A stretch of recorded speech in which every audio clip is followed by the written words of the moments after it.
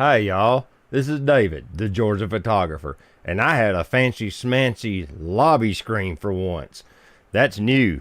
Welcome to the stream, and I've got my new studio, same exact room with some lights added, and I have my OBS software sorted out a little bit better than before, so it's not quite as clunky, but I figured I'd get online and do a stream. Uh-oh, what did I do?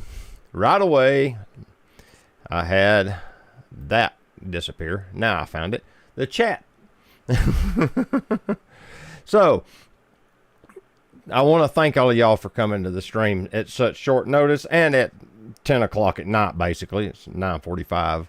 But I just wanted to log on, do a stream, because I ain't done one in a long time. I bought all this streaming gear and just haven't done a stream. It's like, I really need to fix that.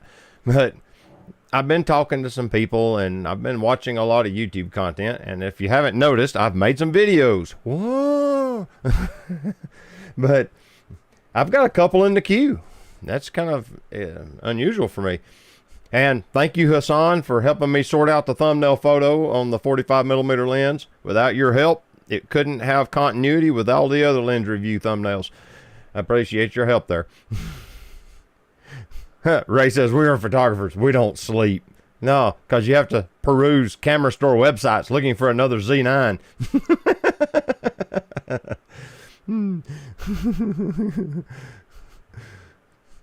Y'all had way too much fun with that who got here first thing.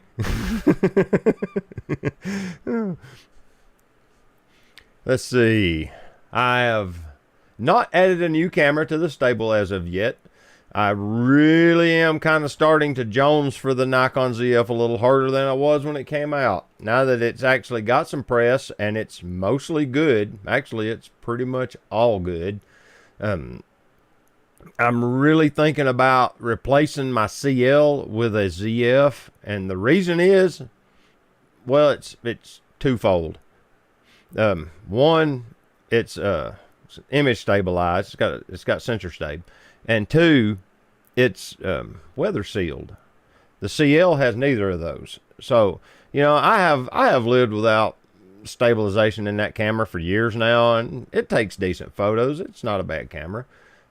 But I would really like to have that 24 megapixel full frame sensor too. That'd be item number 3. But the point that I'm looking at is that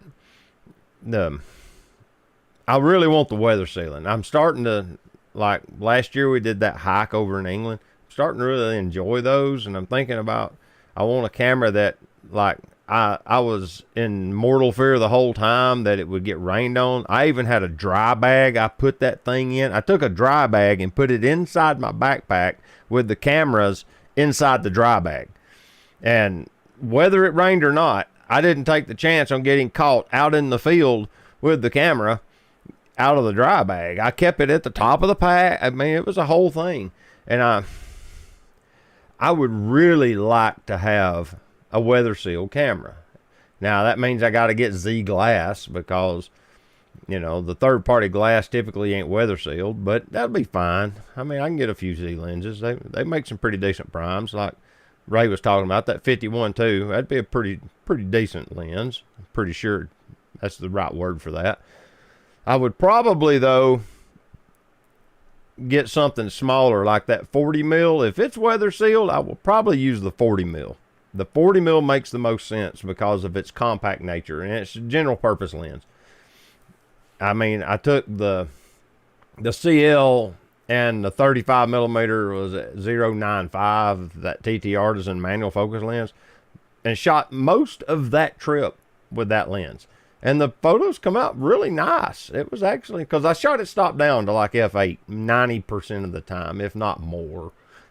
You know, there was a few times I'd be in a town in the late evening or at night, and I would open up the aperture to get some more light to get rid of some ISO noise. But during the day, I shot everything at f8 because I wanted to capture scenes. I didn't want to blur out the background. I was wanting the pictures were the background, you know, so it made sense. But, oh, put that PF on the ZF. That would actually be a viable choice. I do still have an FTZ. It's currently on the Z50 right now with the 10 to 20 because it's a F-mount lens. So yeah, that's a thing. I'll probably get one of those new FTZs though, since it don't have the tripod foot on it. The round body makes a lot more sense. Plus the 500 has its own tripod foot, and Aaron was gracious enough to give me a foot that has a Arca Swiss mount built into it that goes on that lens. So now I have the ability to just Arca Swiss straight onto the tripod, unlock the ball head and allow it to pivot. It's kind of nice. Rest of the weight on that.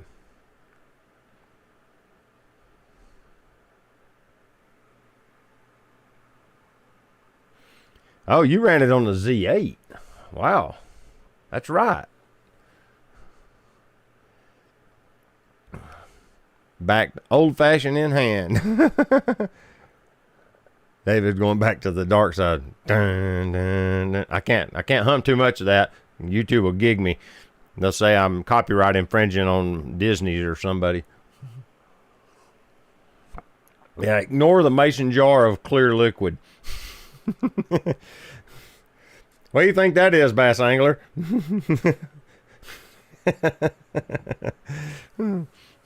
That was a jar of honey that sat so long that it turned to sugar, and it took me probably 15 minutes to clean that crap out of that mason jar so I could reclaim it and make a drinking glass out of it.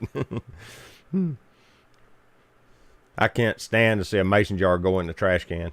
If it ain't broke, I got to save it. I don't care how bad it looks or how dirty it is. I got to salvage a mason jar. You just can't let one go. Yeah, it looks like it, but it's just Sand Mountain well water. Reminds me, I still have the OEM foot. I ain't gonna use it. That one's way better. Yeah, you like the new lighting scheme? I can change it up. I have these things. I bought some little studio lights. I'm gonna come out of character. They're not very big. They're LED. They're significantly bright. And they have these little gels that slide on them so you can have colors. But yeah, now that I've broke the magic. But I thought, add a little bit of color to the event, Everything tastes better out of glass. Yeah. Let's see here.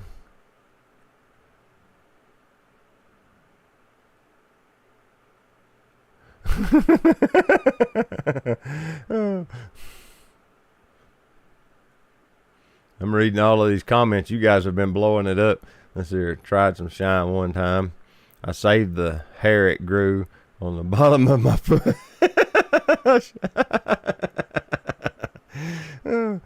I've had two different batches in my life that I can remember.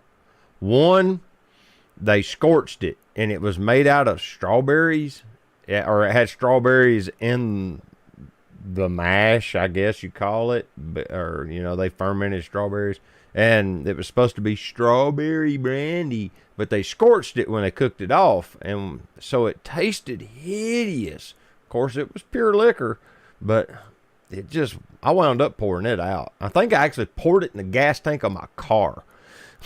But I had another jar from another guy, and that stuff was right. It literally, you would drink it, and it would never make it to your stomach. You could feel it just soak through the wall of your esophagus on the way. It was weird. You'd put it in the freezer. Of course, it never froze. But you put it in the freezer, and it would be hot going down, but cold at the same time. It was weird. But, yeah, those are my two experiences with straight liquor, and that was like in my 20s. It's been 35 years since I've even seen a jar of moonshine. Back then, I was not the person I am today. As I jokingly drink out of a mason jar.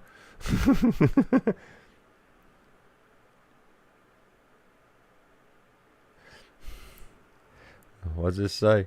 It's got this silly thing. Hey, plug my new Tammy F mount glass so I can get some new Z stuff. LOL. Aaron's got the new. I'm gonna plug it because it's pretty awesome. What's the focal length? Is it 35 to 150? I think Ray might have the same lens.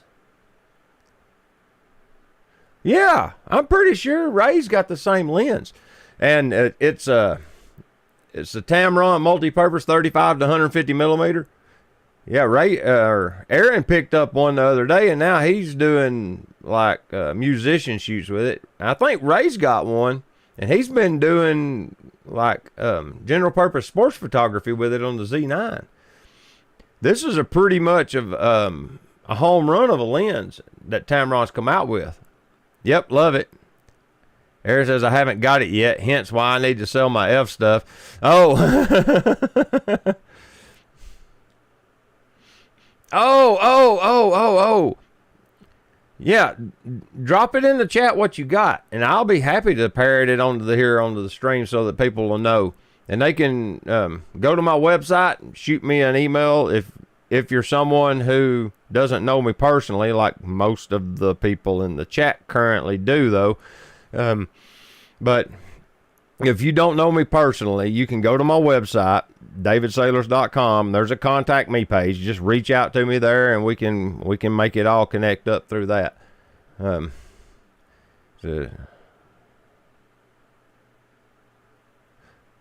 Ray almost lost his 35 to 150 to a beach volleyball player because he almost got plowed under while they were playing. He got too close to the heat.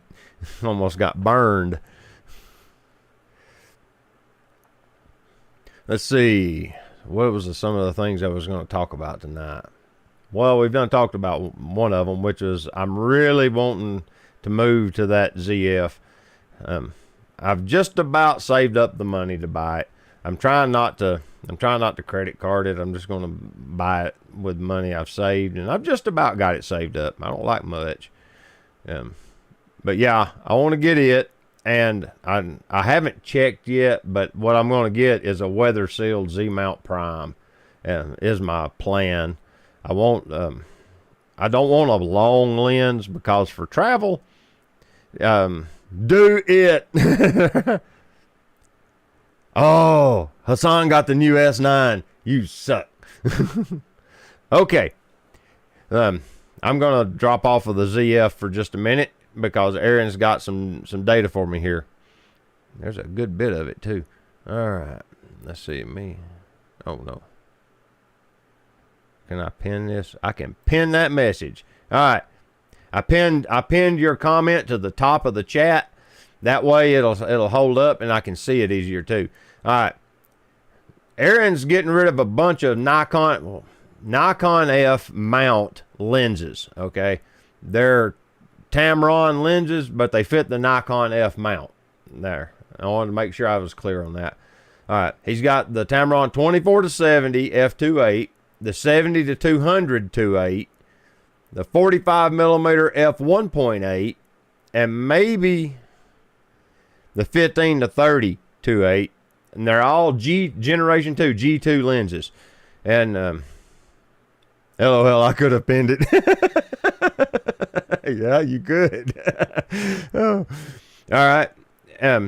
So if you're looking to get any of this kind of a glass, it'll fit, of course, natively on any F-mount DSLR camera. It'll fit any Z-mount lens with the FTZ adapter. So, you know, literally, there's a bunch of banger glass in here. If you were shooting portraits, that 70 to 200 2.8 G2 is a winner. I have been on trips with Aaron and seen the photos that he's produced on a D850 with that lens, and they're stunning. Of course, none of that matters. That, you know, he knows how to edit really good, and he knows composition really, really good, and you know, he just can see like the scene unfolding. None of that matters. It's all about that lens. Yeah, it is super sharp. It's a wonderful piece of glass. I think the mighty Ken Wheeler even gave it high marks.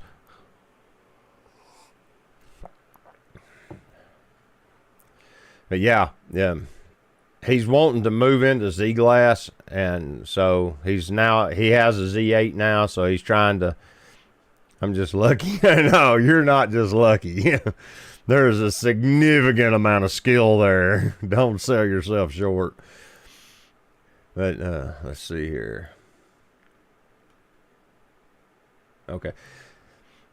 I have personally, I think I used the 24-70 on that last trip we went to the Great Smoky Mountain National Forest.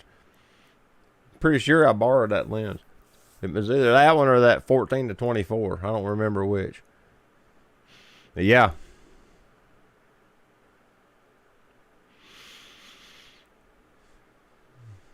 So you got the S9. That's cool. Yeah, have y'all seen Gerald Undone's video about the Lumix event and his thoughts on that whole deal? He kind of outs the whole back end of the industry with influencers and with how manufacturers, for lack of a better term, manipulate the influencers or the YouTubers to produce content that's beneficial to them. It's a good video. It's worth your watch if you haven't seen it yet. But yeah, he basically had a conversation with somebody at Lumix, and they told him they didn't invite him because they didn't think he would speak highly of the camera. He's like, so you're saying you invited people that you thought you could get to say good things about the camera? You see where that would go really quickly. And yeah, it's an interesting video. He makes a lot of really good points. I can also see it from the manufacturer's perspective, because it is a launch event and you do want to get a lot of good press. So you do want to bring people who are going to say good things. I kind of get that from their perspective too, but yeah, he sheds a lot of light on things about what do you call it, ethics in the bigger YouTube community. I don't have that problem because I don't have sponsors or whatever you call it, the people that host or I guess it is sponsorships. I don't have any of that. So, when you're a little tiny guy like me, I don't even have the problem with people trying to do the Telegram crap in my comments. So, apparently you got to have more subscribers or video views or something that I get to even have that. So, but yeah, it was interesting. Let's see. I don't know. Oh, if y'all haven't done it yet, hit the like button on the video. I would like to have that documented. I don't have a timer running here. No. So I don't know how long the stream's been up. I'll have to check here. Let's see. Oh, there it is. Okay. Yeah, we're doing all right. No.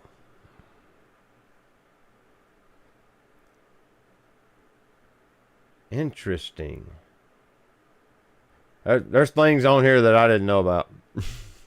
Anyway. Next thing. Let's see here. I'm trying to remember. I didn't write them down because I was not thinking clearly. I do have a notebook and a pen. And it's got some notes, but it's notes about making a video. It's not notes about the live stream, which is kind of sad because I should have done that. Let's see. Long pregnant pause while David thinks of the next subject. Nah. Maybe this is more than just water.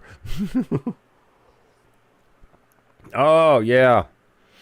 Some of you guys are into space weather or weather in general. Some of you are storm chasers.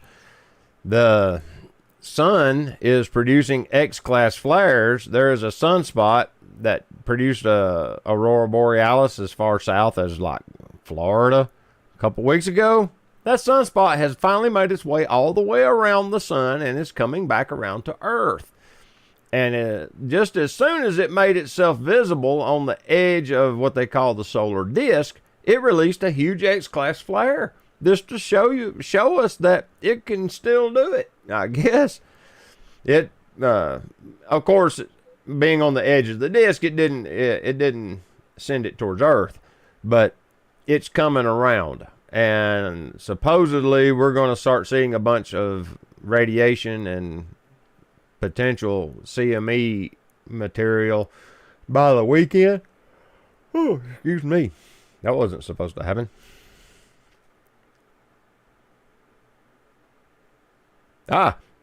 Aaron's dropped the link to the solar report. Is that the lady who does the weather report?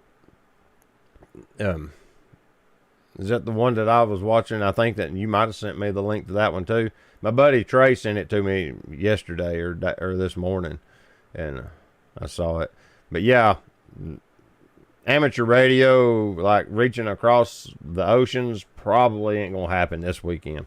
You can get some local stuff, but you ain't gonna probably see much go on like Europe. Good luck. Let's see what Ray says here. Ray says the Tamron 35 to 150 at 35 millimeters is the same length as the 50 millimeter f1.2 Nikon Z mount. Good Lord, that lens is huge then. Wow.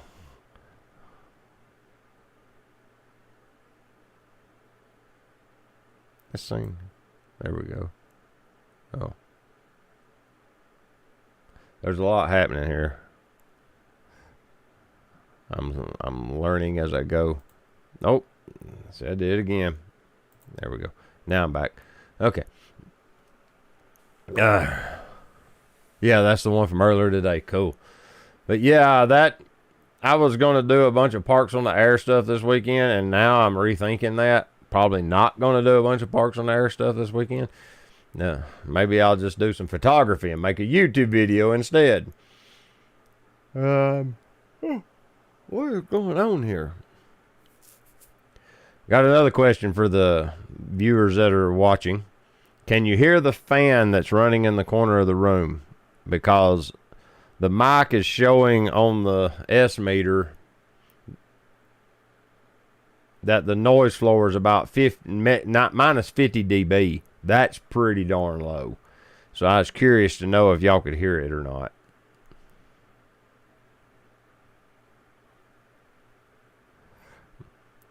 Ray's talking about the 35 to 150 Tamron. He says, I think if I were going to get one travel lens, the 35 to 150 is the way to go. Yes, it's bigger than some primes, but the focal range more than makes up for it. Thank you, Bass Angler. Yeah, I understand the value in a zoom lens. I have a few. It's just that they're big.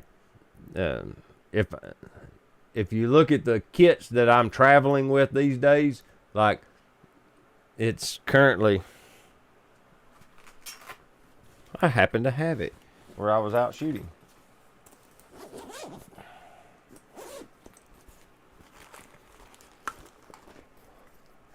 This is the kind of compactness I'm liking, you know, when it's this big. Yeah, and if it gets down to it, you can make it smaller still.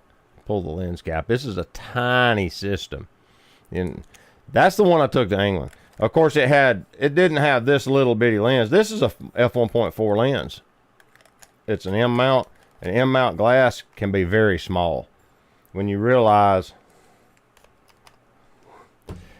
this is ridiculous. 35 millimeter f1.4. Look at that. Crazy how small M mount lenses are. Them rangefinder lenses can be just tiny. That whole flange distance thing is legit. You gotta get locked on good. There we go. But yeah, this is the kind of size I'm looking for. You know, I'm capturing, when I travel, I'm capturing snapshots more than like going to do landscape. If I'm going on a photo trip, then yeah, I'm going to carry bigger lenses. But like those hiking trips, you got to carry it on your back. The smaller and lighter the camera, the better. The ZF is bigger than this, but not really by much. It really ain't. The Leica cameras are kind of big for what they are. So, you know, this being a crop sensor camera, it's still fairly big. I mean, the batteries are pretty similar to the ENL 15CB2 or whatever they are nowadays. Ray says, but manual focus only? Yes, sir. Ray says, I'm lazy. More up. That's what there's an inside joke there. We finally got to the top. Finally. I think there's a video about that.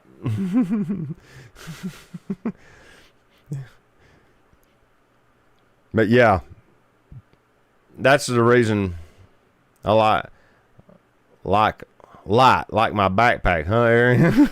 Oh no.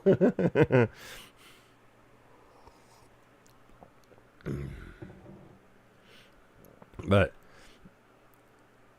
if I am going and I know I'm going to be there to maybe do landscape, I've got that 24 to 90, and that's a really wonderful lens for things like that, because 24 is pretty wide. It's wide enough to suit me. I mean, you know, you get these guys that shoot, what was it, 14 to 24, 16 to 30, whatever. I don't even know what the Leica super wide is. I really don't. But you know, if you're doing wide vistas and if you're in the right place, then 14 millimeters works. But for the most part, 24 is plenty wide enough for me.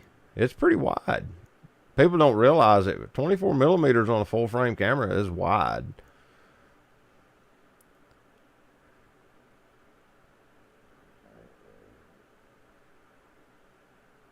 All right, Hassan, you said you were saying something about a Lumix camera and you've retracted your message.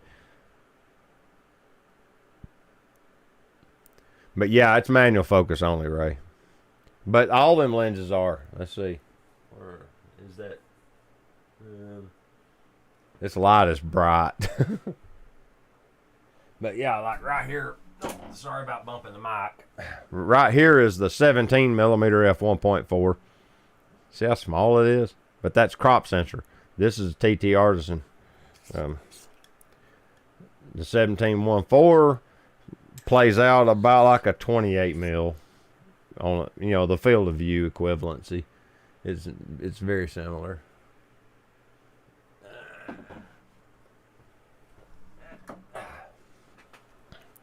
And if you want the TT Artisan variant of the 35 f1.4, it's this big. But see, what's nice about this one is it's a native L mount, so it mounts right to the camera. And this is a nice lens. It takes really good pictures for what it is. For the $70 to your doorstep price tag, that was brand new, mind you. This ain't bad glass. It's actually kind of great glass for $70. I was honestly surprised at how good this lens is for what you paid for it. The little 17 millimeter one it wasn't like it was a little over $100. It wasn't much.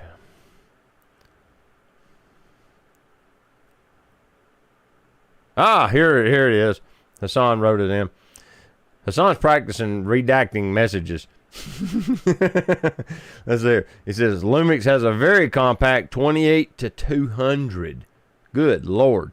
I am thinking of picking that up for travel. It is about the size of the Nikon 50 f1.8 when collapsed. Wow. That's incredible.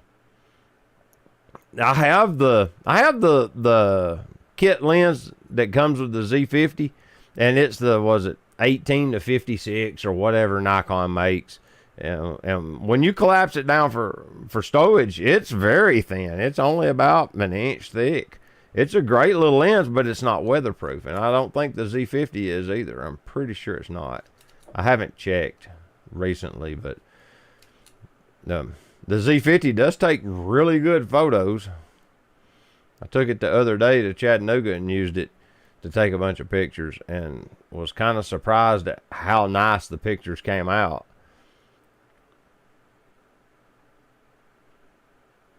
Lens review. coming up. And I use the Z50 to do that lens review. Let's see here. My goal is to, let's see here. Aaron says, I have no room to talk. I carry 2 bags. One for my back and the other for the stuff I couldn't decide to leave home. Now, if I'm in the truck, all bets are off, because I have a huge think tank roller bag all crammed full of crap, and this backpack and some bags under there. And, you know, I might even bring this Godox strobe with this, and, you know, just for playing with it. But yeah, if I'm walking, it's a lot less gear than it used to be. Like a lot less. But yeah, I've seen Aaron's kit, and he's not exaggerating. Hassan says, my goal is to only carry 2 lenses when I go for a walk. 1 small prime and 1 small zoom. Come over to the dark side. To just the little prime. Your back will thank me. Aaron says, I'm still messing with the Viltrox 20mm f2.8. Cool little lens, pocket prime for full frame. Yeah, that's a really nice little lens. Spoiler alert, lens review of that exact lens coming out a week from Saturday. And I will be honest with you, it's a wonderful little lens. It is. It's a really nice lens. Takes wonderful photos. I was kind of shocked at how well it actually worked. Let's see. Ray says, my sports photography bag is crazy. Yeah. 2 bodies, the Sigma 120-300, the 35-150, the 50mm, and the 14-24. Batteries, a 360 camera, monopod, mobile small photo printer. Oh, and you should see Ray's kit when he's actively shooting. He's got a hot shoe mount for his smartphone, and it's cabled directly into his camera, and he has it set up to where it automatically uploads the photos, the JPEGs, to some cloud storage service, so that like the college's social media people can get the photos basically in real time and put them on social media. It's a pretty swift little setup he's got. So yeah, this camera rig he's normally on the field shooting with is pretty hot. All right, something's coming through here. Let's see.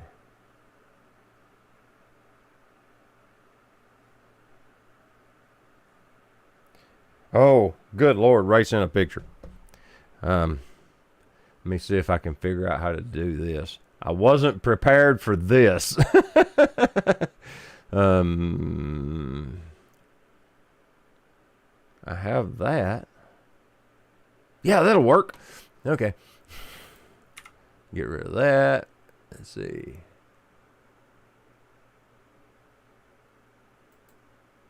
Yeah, right here it is. Go here. Yep. Okay.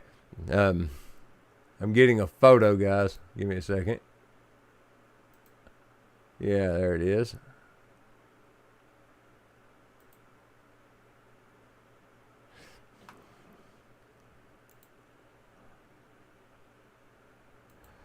Look at this. Now this is pretty hot. That's one of his rigs to shoot sports with. He's got the Z9. I'm not sure which. Is that 50 f1.2 prime? Good grief, that thing's huge. Wow, I was not ready for that. That prime is massive. Wow. That's pretty crazy, Ray.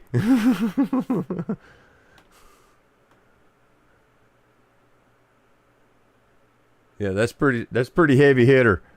All right, let me get my chat window back up. It keeps hiding it from me. Oh, come on. There we go.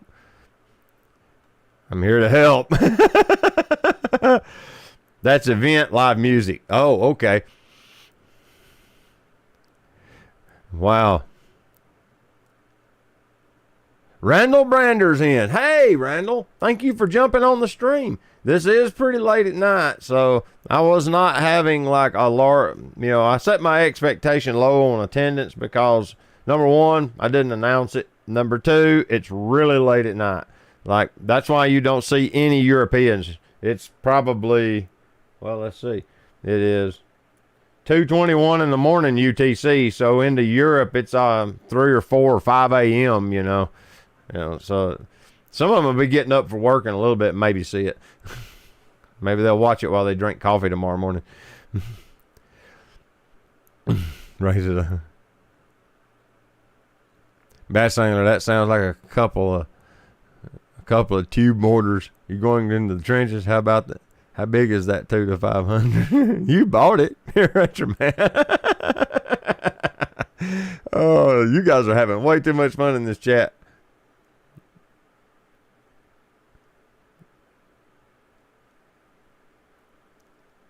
£40 is a good amount when walking around for any amount of time. We used to do 40-pound ruck marches in the Army. My backpack when I hiked in England last year weighed, I think it was 28 pounds. I was very critical of everything that I put in that pack so that I didn't add more weight, because I knew that it would become painful, on long days on trail. I just wasn't wanting that. I think it was only 28 pounds, but 28 pounds was heavy.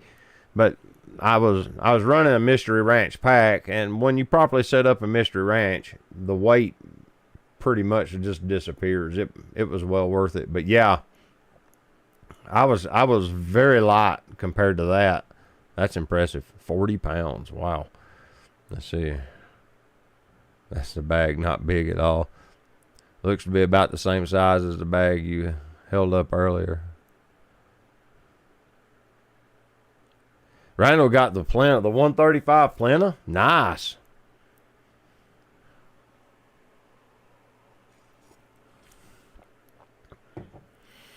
The only problem I got with that lens is I don't have a use case for it. 135 millimeters is one of those focal lengths that I hardly never use. It seems like my use range personally winds up being somewhere around 50, 35 to 50, usually closer to 50 to about 105. 99% of my photos are in that focal range. I do the whole Sacred Harp singing things, and it's up there now. It's sitting on the shelf. I use that 105 f2 DC mainly because of the light and the sharpness. That lens is super sharp. But on the SL2, it doesn't have autofocus. And of course, I'd have to go back to a Nikon DSLR to get autofocus with it anyway. I'd have to get a D850 or a D750 or something with mechanical focus drive to drive it. But manual focus, once you practice it a little bit, it's actually pretty fast. And my hit rate is probably 95%. There's most of them's keepers. If I ever take a photo, it's almost like I can feel it. I've used it so much, it's almost like I can feel it now that one probably ain't sharp enough to be happy. Like, they don't have to be laser sharp, because 99% of the people that are going to see these are going to see them on Facebook. So they're going to be down-resed. I down-res them deliberately just so they don't take as long to upload to Facebook. People are going to be looking at them on a 1920 by 1080 screen, which is literally 2 megapixels. 2. So I down-res them to 2000 by whatever the ratio comes out to. It's like 1333 by 2000 or something like that. I don't remember. It's 2 by 3, but 2000 on the long side. That way they'll completely fill a regular computer monitor screen. And, people are just wanting to look at them and see them as memories. They're not, it's not portraiture. And we're not printing these 20 by 30. There has to be a litmus test that says, is it worth all of the extra headache and expense to get that last little bit of extra performance, or is this honestly good enough? And for me, that setup is good enough. I mean, even though it's a mishmash, hodgepodge contraption I've put together, it takes great photos, and you know, it's kind of silly, to just tell you the truth, that have that super expensive camera body and that vintage lens that you got to manually focus to take the pictures. I really should get the autofocus lens that Leica makes, but I haven't done it. But if I get the ZF, I will probably get a 100 or 105 millimeter Z mount lens, and I'll probably use that, just because then it's more modern and it's probably not going to be as heavy, because that setup is very heavy. I learned that the hard way. Let's see. Ray says, all I'm hearing is how well the 35 to 150 would work for you. Of course you are. There's Claire. How you doing, Claire? Thank you for stopping by for a little while. I appreciate that. To the new people who are just jumping into the stream, hit the like button if you haven't done it yet. More likes is better. Let's see here.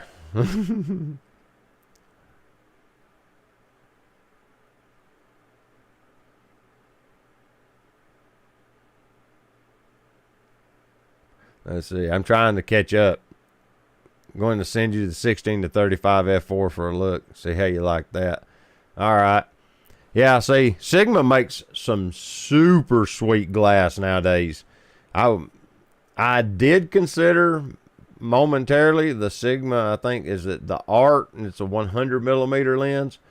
That would be the 100 millimeter focal length, or 105, is just right for the way I photograph those things. Where I post up and the location I'm at and the distance I am from everything, that's the focal length you wind up using. And that's why I just put that prime on, because I can get a larger aperture out of it. And I think the Art lens goes to f1.4, so I could get a little more light. Of course, it's going to super shallow the depth of field, but it's okay.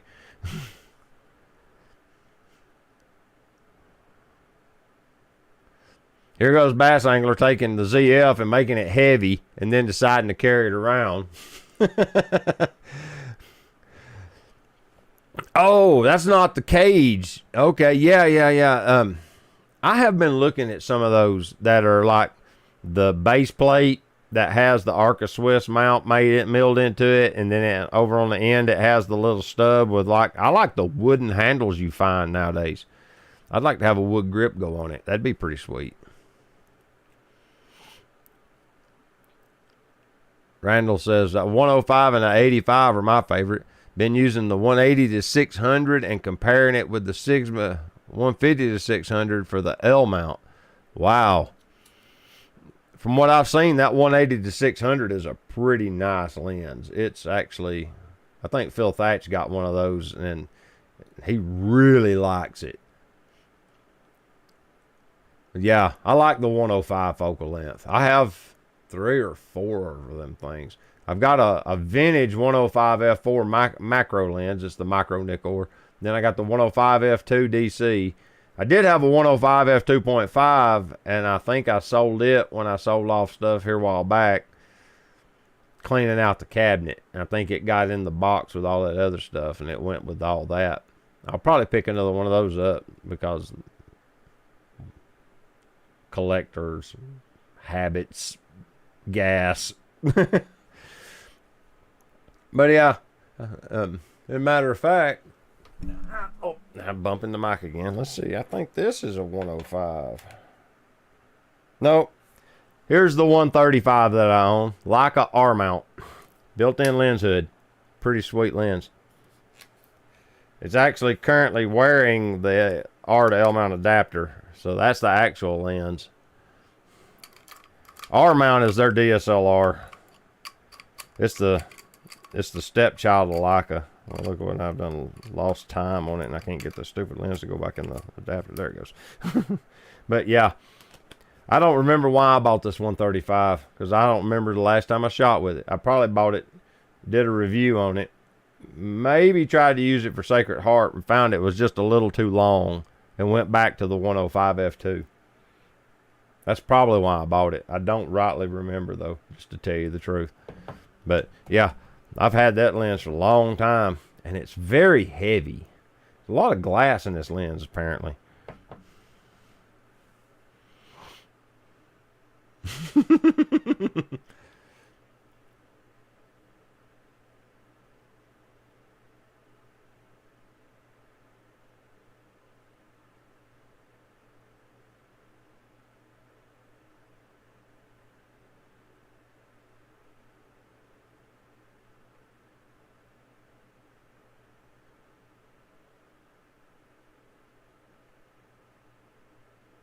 Oh, you want to send that 16 to 35 because of the urban photography I do. I get it.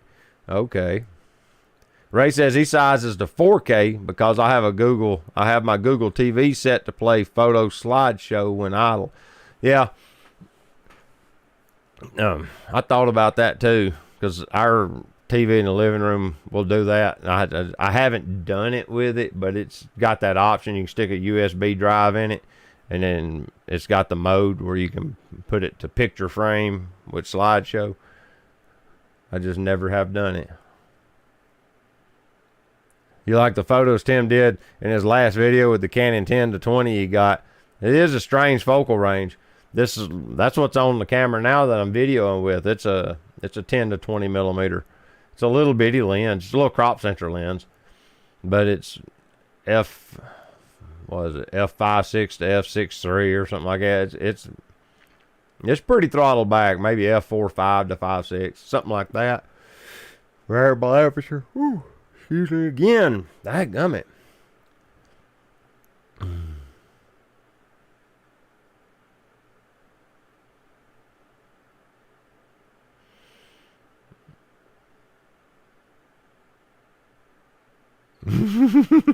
Might as well some of that old ratty PF you've got, Dave. It don't look so ratty up there. It's sitting on the top shelf. Hassan's like, bass angler still angling for the PF. Bump. Okay, I'll see myself out. Oh. Hassan says Sigma is about to release a 28 to 45 millimeter f1.8, I think. That has my attention. That would be a good, if it's weather sealed, that would be an excellent focal length. It'd be a small lens too with a short focal range like that. Because it'd be like the 25 to 50, which I think is in the cabinet. I don't know if it's out here. Maybe. No, it's right back there. It's behind a bunch of crap. But I've got that vintage 25 to 50 Nikkor, but I think it's an f4. It's a cool lens.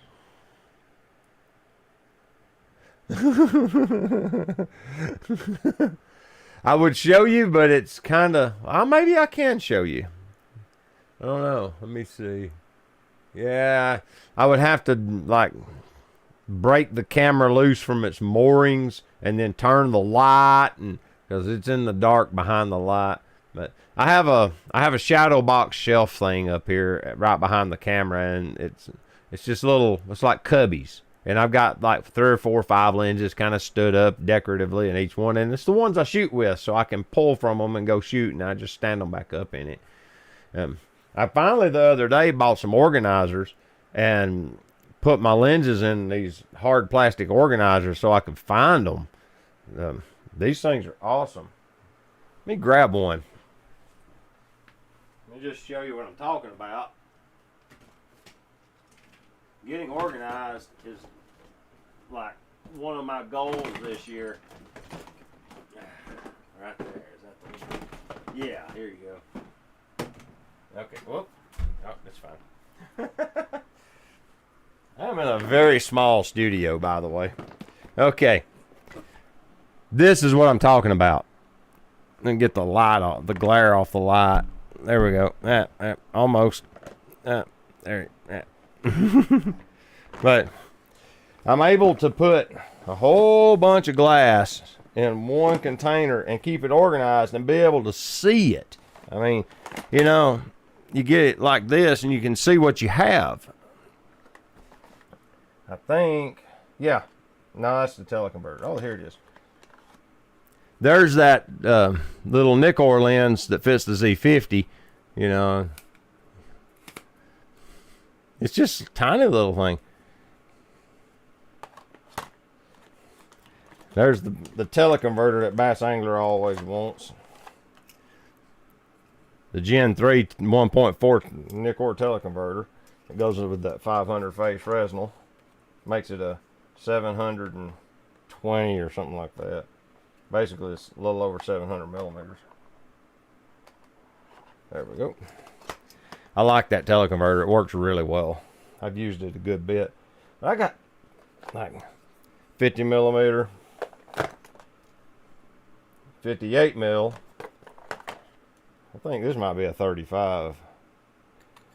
I got a 35 and a 50 that look essentially identical in Leica lenses. 28 f2.8. And they're all easy to find. I have two Canon lenses. They're both breech lock. They're breech lock mount. I got the 28, or is it the 24? 28 f3.5. I sent this one off, had it serviced. Works like a charm now. Then I've got this big old bokeh monster, 58 f1.2. I've done some pretty cool portraits with this wide open.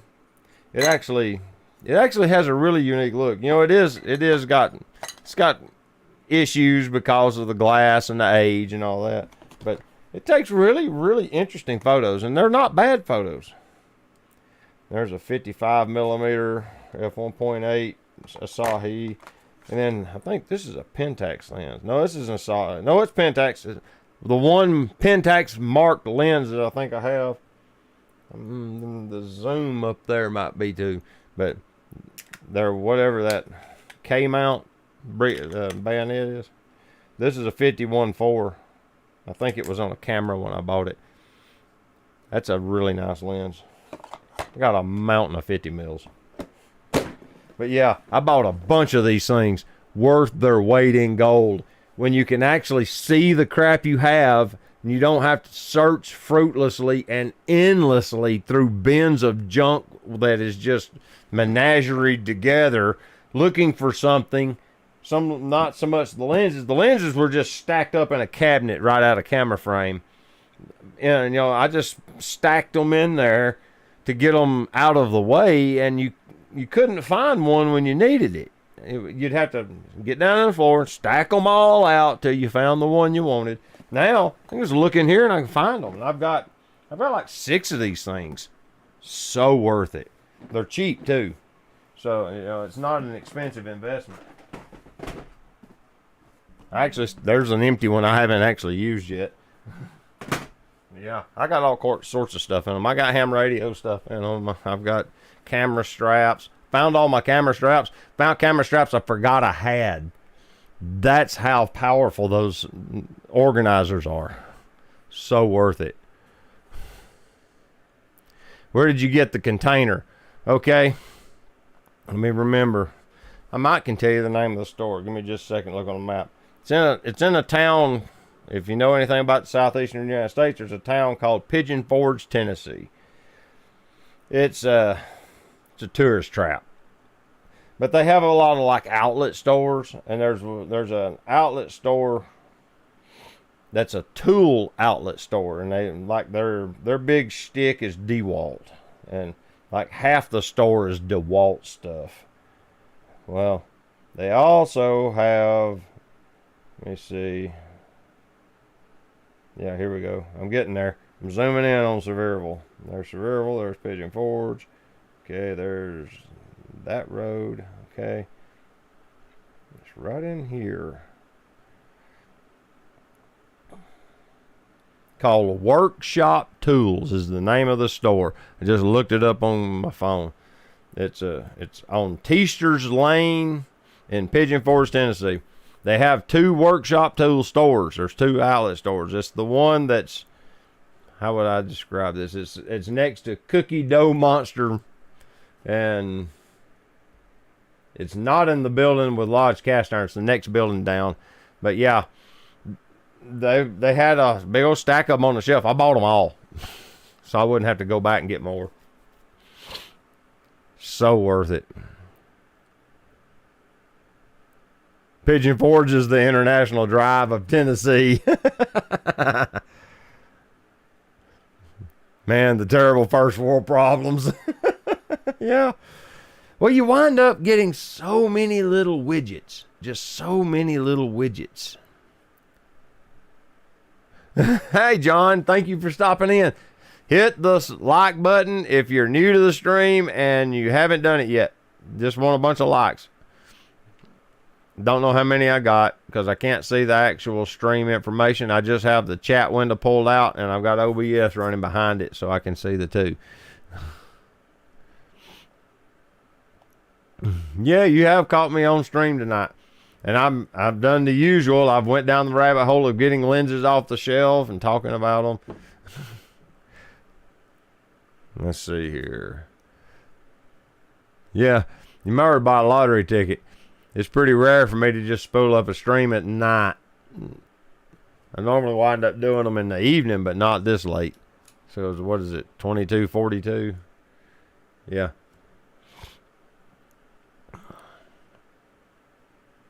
So we've been streaming about an hour now. That went pretty quick. Let's see. That container is pretty cool. Where'd you get it? Yeah. Yeah, I want the teleconverter as well. First world problems. Yeah, Bass Angler wants the teleconverter too. I think it'll go well on that ZF.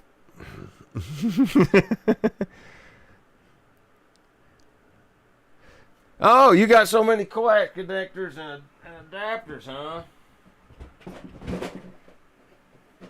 Did you notice how hard it was for me to find the coax connectors and adapters? This is all just ham radio junk. Need to make an antenna? I have insulators. I have a bunch of them. These are the quick connects. Bulkheads to go through a wall. Let's see. N-type solder connectors for your projects. Those are VHF, UHF connectors. Adapters like this so you can make your own random wire antennas.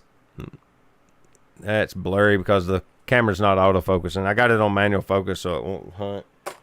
That's the only problem with the Z50 is it'll decide to do things and sometimes it's not what I want it to do. So I put it on manual focus and manually got me in focus and here we are. Yeah, you need to get you one, put your coax widgets in it. Like there's another one on this side that's got like a 300 watt dummy load. I have a dummy load. Okay, if you're not into ham radio, a dummy load is a huge resistor that simulates an antenna so you can hook a radio to it and test your radio without actually broadcasting the information, even though almost all dummy loads will radiate RF. You can set them both. You can set up 2 radios in a room with dummy loads and talk to each other on those radios. We'll overlook that though. The intention is to allow you to do test and tune. Well, went to the Dalton Ham Fest looking for a dummy load and found this behemoth. Yeah, it won't even fit in camera frame. It's a 500 watt ohmite resistor in here, and it's the size of this metal can. It's a huge ceramic resistor down through there. But it's 50 ohms. I checked it. It's probably wire round, so it'll probably radiate like the day is long. I didn't check that part. You know, they're supposed to be carbon if they're true. But it's an N-type, so it's a UHF. And it's got this, the guy sold it to me with the 259 to end connector on it so that I could actually use it. But yeah, I got that for like $40. It was a pretty good deal, I thought. But yeah, there ain't nothing wrong with it. It's huge. You can see the resistor. You can see the end of the ceramic tube in through the heat dissipation vent. Yeah, that's a dummy load. I think that one's going to end up down in the workshop. It's like 500 watt or something.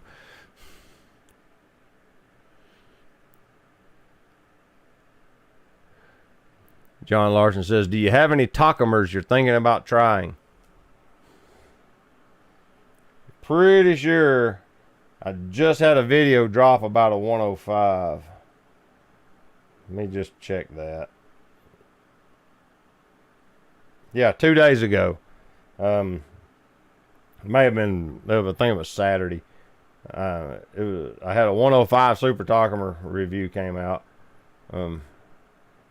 I do have several, and like the 58 that are 55 mil I just found the other day, or just when I was doing this organization, because I forgot it was even in there.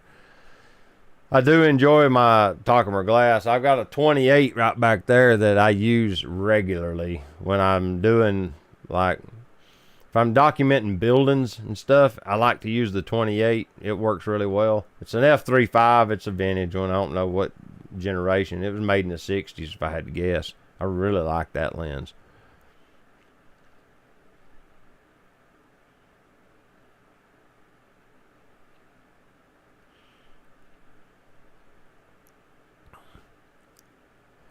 Randall says, Irontron 2-pack, 15-inch interlocking organizers, 1995. Okay, that sounds about right, but these, I don't know. I think they're bigger than that. I happen to have a tape measure.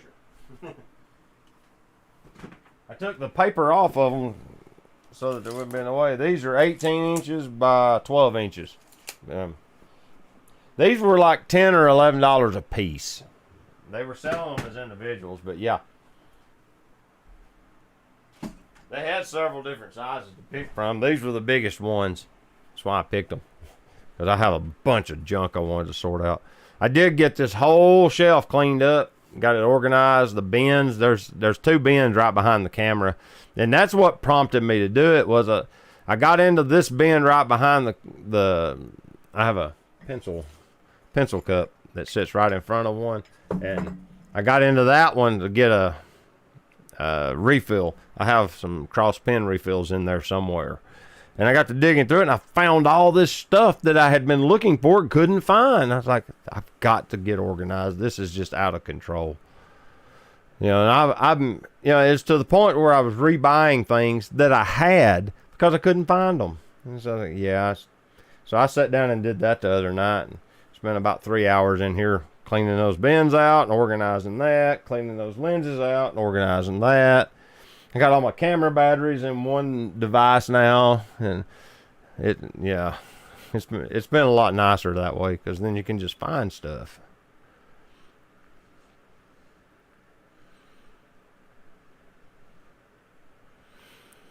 How'd you like it compared to the 105 f2.5?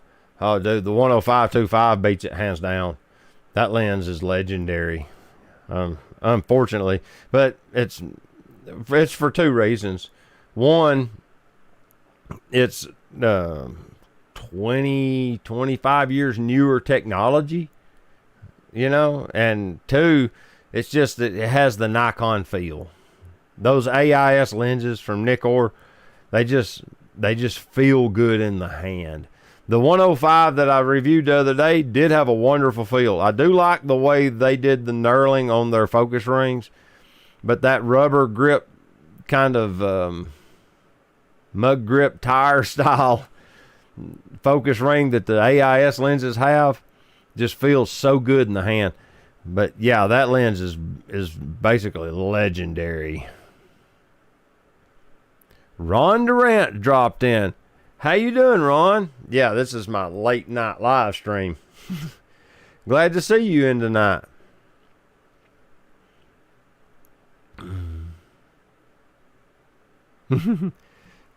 My Georgia well water. Ah, that's some good water. John Larson said, I never made it into shortwave, but I lived on the CB back when I was a teenager. Yeah, I haven't had a CB in quite some time now. It's not because I don't want one, because radio. But I just haven't really, I don't know anybody personally that uses one anymore. I've moved into the ham kind of community. So I talk to hams, and I've got like, right now I'm listening, let's see, if I turn up the volume. That's the squelch. Let me see if I can crack the squelch on it and see if the repeater will talk back to us. WK4DS testing. It should ID. I haven't heard it all day. What? It may be offline. I just hit it. Oh, there might be a radio blackout tonight. WK4DS testing. Oh, it's there barely. I can hear it. Man, it's pretty thin. And I have a 5-element beam and shot 60 watts at it to go 3 miles. That's pretty bad. Huh. I had no idea. Oh well. The antenna was up there after the storm because I saw it. So, who knows?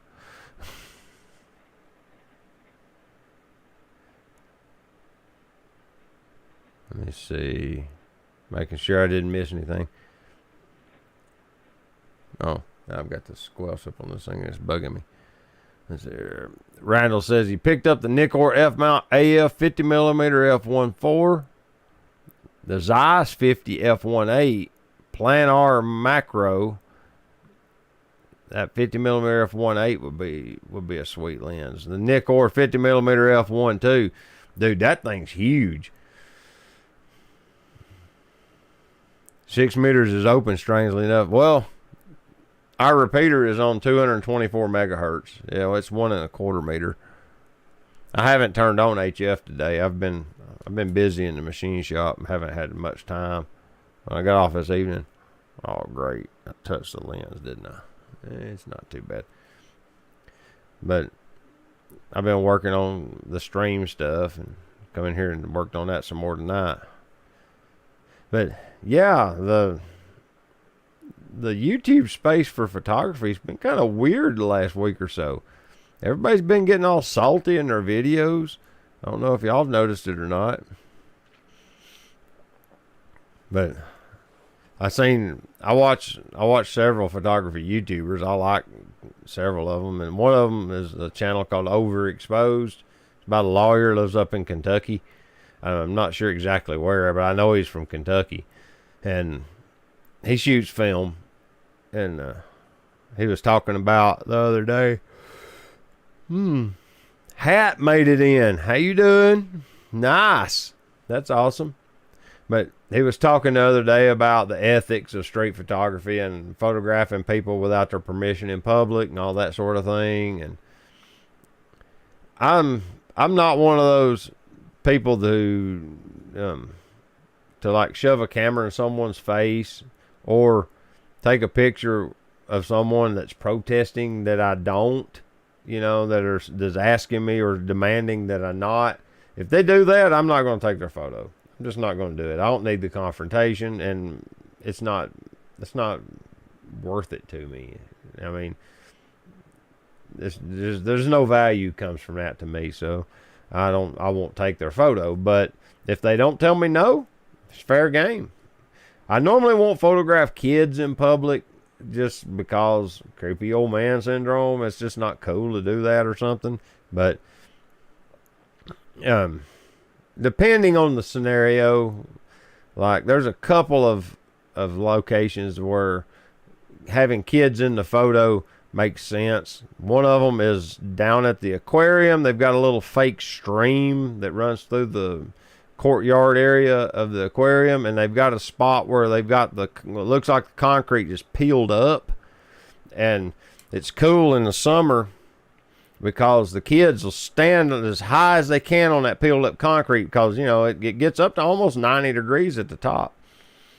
So they'll be standing on both sides looking down into that water in between those two things, and the little stream runs between it, and there'll be kids in there playing, you know, and getting that activity is a really cool photo.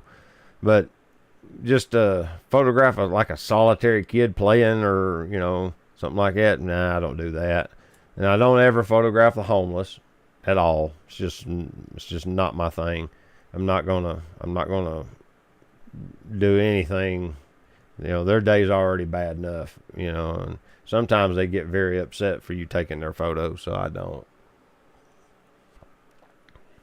And then King Japes, if y'all watch him, he does a lot of thrift store videos where he goes thrift shopping and finds cameras in the thrift shops.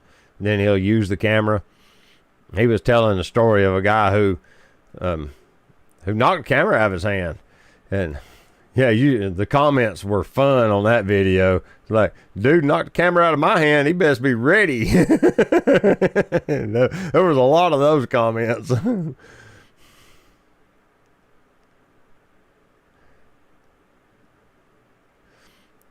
All right, I'm reading your comment, Hat. The family's doing pretty good.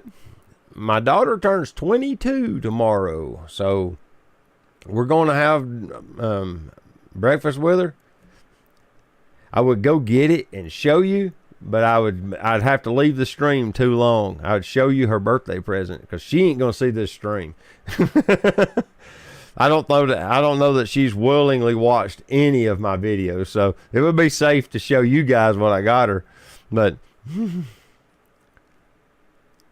all right, there, and thank you for coming in. He's got to go to work tomorrow, unfortunately for him. So you have a good night. Thank you for helping out, dude, and I appreciate your time. But I bought her a watch. Yeah, she always likes my wristwatch. So I've got her a pretty nice little custom Seiko that looks very similar to mine, but it's just like an NH35 Seiko movement with I don't remember what they call that case style, where the crown adjustment's at about the 430 position. And it's got the case body is really rounded. I've got one that's in blue that I wear sometimes. That I really like the geometry of the case. It's very comfortable to wear, and the watches keep good time. But I got her one of those. There's a long story as to why I'm just now getting her the watch. This is the second one I bought her. I got her the first one when she was 16, and I think she took it off at the climbing gym and someone stole it out of her purse. And it was a Seiko Prospex dive watch. I had to order it from Japan. That one kind of hurt.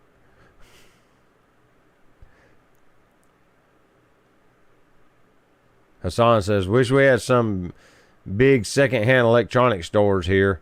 I love shopping for older cameras. He goes to the Goodwills.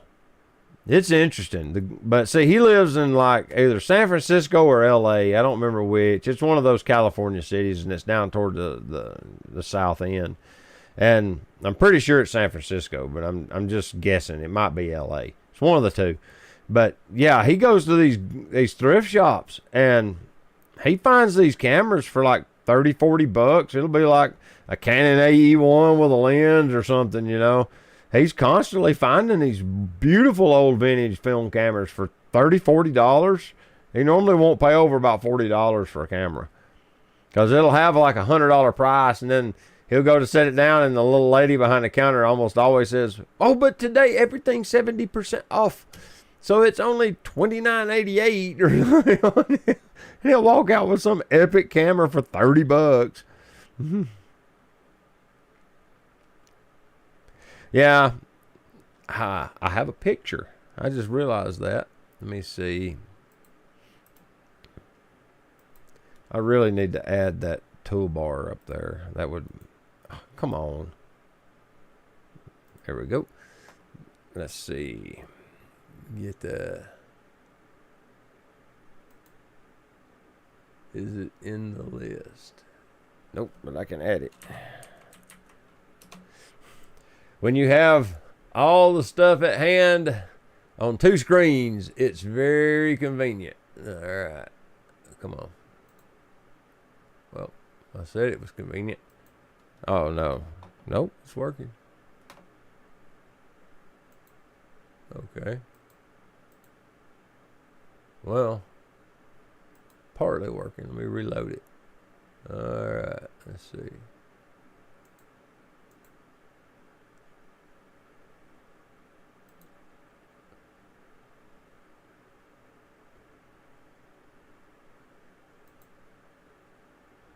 I'm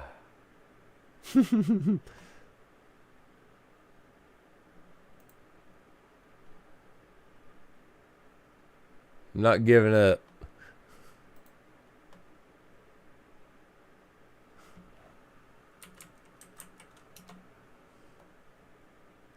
See if I can find it. Nope. Haven't signed in yet. Dadgummit. Well, thought I could show it to you. I ain't logged in officially yet. But yeah, it's on. I bought it off eBay.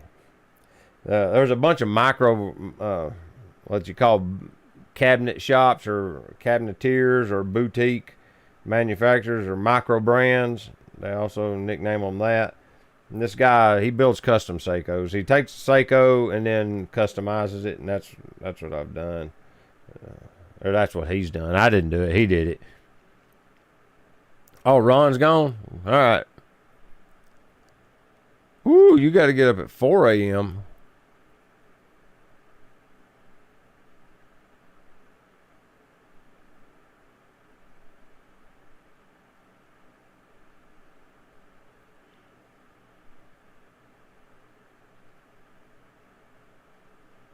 Wow, that's awesome.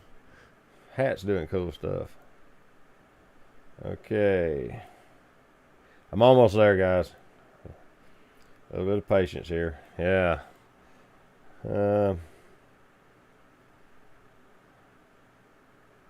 Let's see if the camera will let it show up. If I back it up somewhere it's in focus. If I refocus the camera, let's see here. Oh, it's the other way. There it is. Oh. There. See, it's a Dayguess custom dial. It's got a GMT bezel, but it's not a GMT watch. It's the bezel should be a dive bezel. Technically, this is a dive watch, but he's put the GMT bezel on it just for decoration. She's not diver either, so it doesn't matter. But yeah, it's got the NATO strap, which is basically a nylon band, and you can get those NATO straps in like 1,000 colors. So she can decorate it with a NATO strap really inexpensively, and it takes like just minutes to change those real easily. You don't need tools or anything.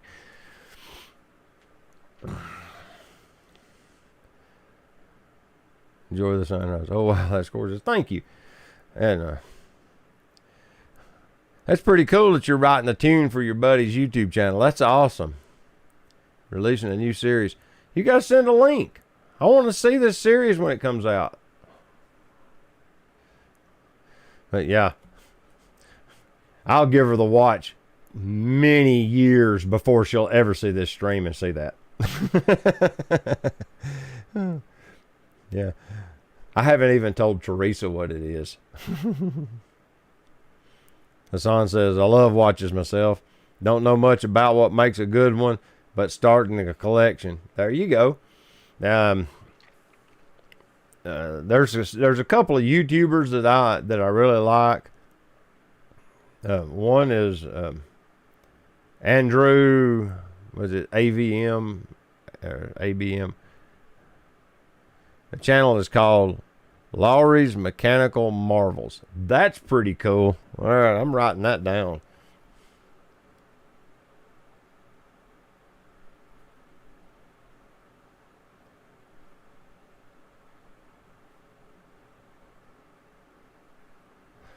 Noted.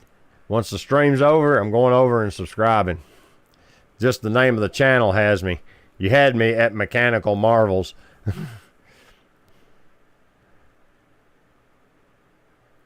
That's pretty cool. You've done all the soundtracks for it, all the theme tunes, and a lot of the incidental. That is awesome, dude. I get all of mine off of Epidemic Sound because it's just me. And that's how I solve the problem.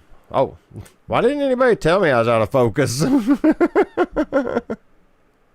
There, that's better. You guys are punking me and not even telling me. You're all laughing on the other side of the screen.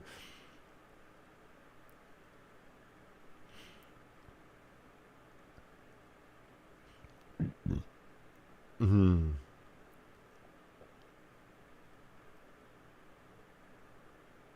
Collects old vehicles, lots of railway stuff. He has 5 locomotives, tractors.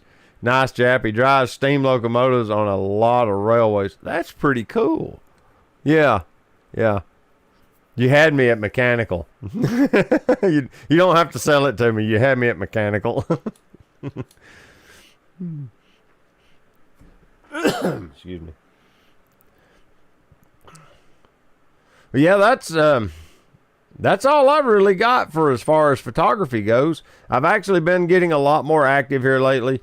I took a little time off to kind of reflect and think about things some, and I don't know if y'all noticed it, and the video count dropped pretty dramatically as I took some personal time to think about things and to try and sort out what I like to do and what I want to do and things like that. But like cutting edge gear reviews probably is not going to be me ever.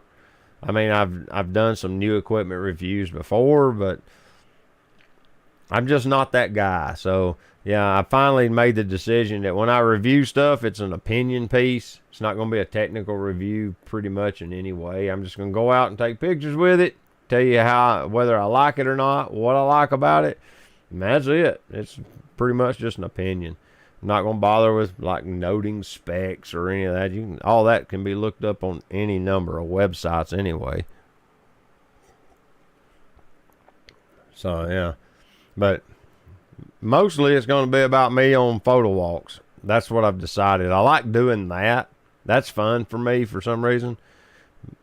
And like the occasional lens review is fun.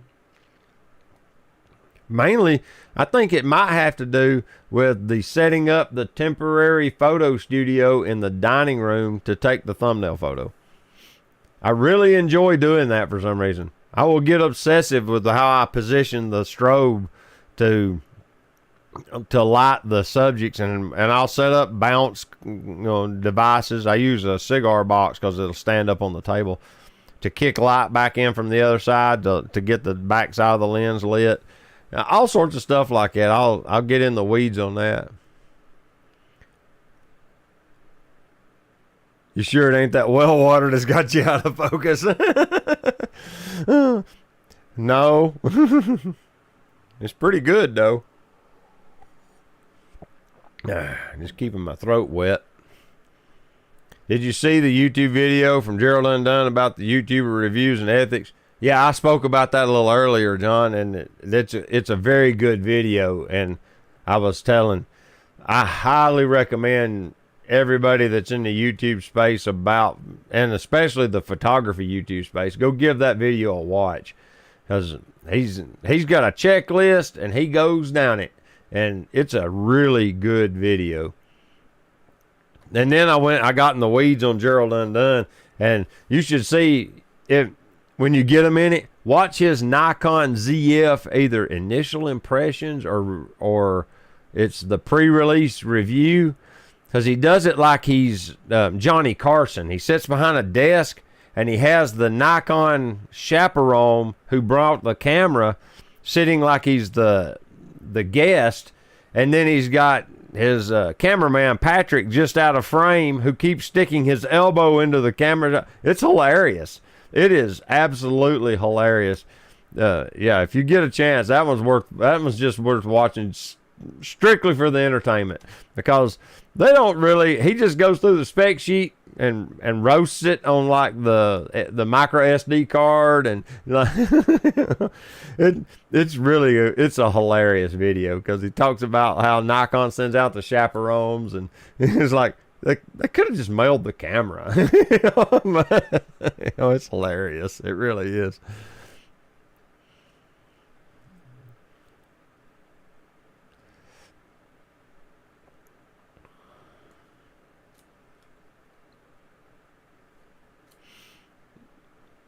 Hat says, that's the kind of review I like. You can read dry stats from websites. I want to hear what people think of you on a personal level. And yeah, me too. You know, like I like to hear what personal thoughts people have from using a piece of equipment. Yeah, don't just read me the spec sheet. Yeah. Let's see here. Oh, I found out. Yeah. Hassan helped me solve a thumbnail problem I had the other day. See, I'll give you some backstory. Hassan loaned me his 45 millimeter Panasonic lens. Actually, it's a Sigma lens. It fits the Panasonic Leica L mount. Sigma Panasonic Leica, L mount Alliance. L mount Alliance. You know the thing. Well, I got in a hurry to send his lens back, and I thought I had captured all of the stuff I needed, and I just had all the footage and the photos and everything saved in a folder on my computer. I boxed up the lens and mailed it home to him. Then I got to building the video, and I realized I had forgot to take the thumbnail photo. I do all of my thumbnails, or I have for several years now. When I do a lens review, the photos, if you just go to my channel and go to lens reviews, you'll see right away. The lens is sitting on an oak table. It's our dining room table. And then whatever camera that I reviewed it on is sitting just back behind it, slightly out of focus.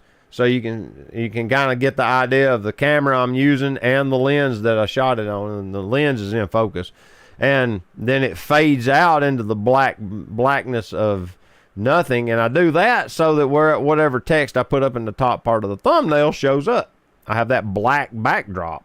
And yeah, I was shooting a thumbnail photo for the 105, and I thought, hey, if I could get Hassan to set up a light on a neutral surface and shoot that lens, I could Photoshop it into the thumbnail of just the camera on the table.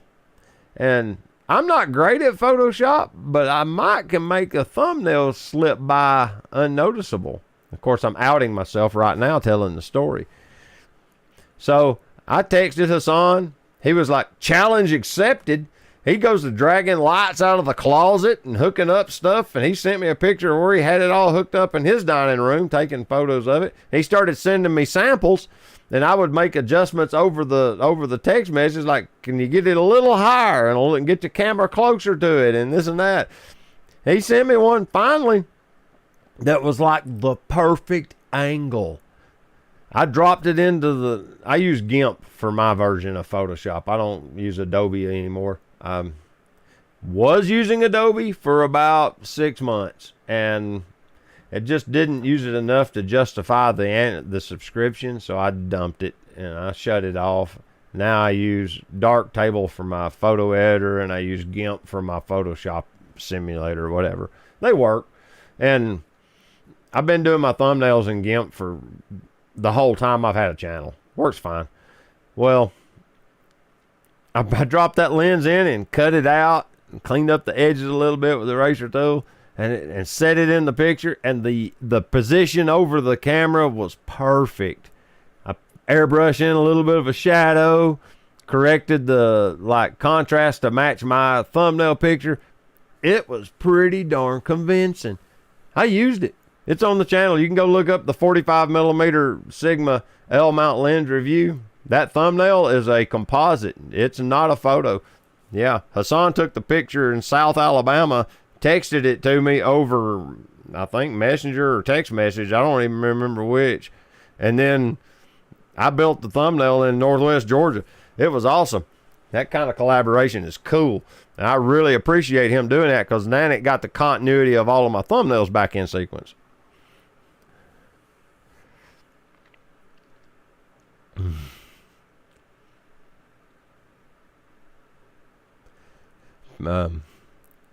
Catching up on the chat.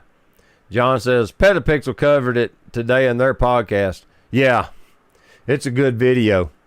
He makes a lot of really valid points, and I like the point he made about how Lumix told him. They literally told him, we didn't think you would review the camera favorably, so we didn't bother to invite you. He's like, what does that say about the people they did invite? You know, it's like, you know, you read between the lines here. It's like you can't believe any of these early access review things at all at this point, you know, because apparently the companies are trying to manipulate them, and apparently some of them are being manipulated. You know, it's like maybe not all of them, but some of them are. They're doing it for the dollars, and you know, I get it, you know, but there's a layer of ethics that without those ethics, your reviews don't have any value. You know, Gerald Undone does very, very technical, very deep dive, you know, very specific reviews.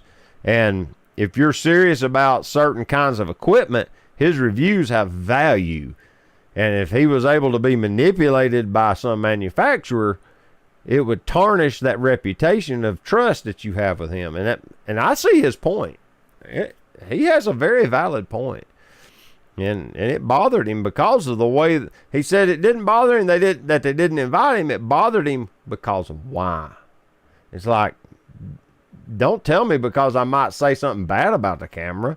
Tell me just that you just didn't want to invite me. You know, he made a very valid point there.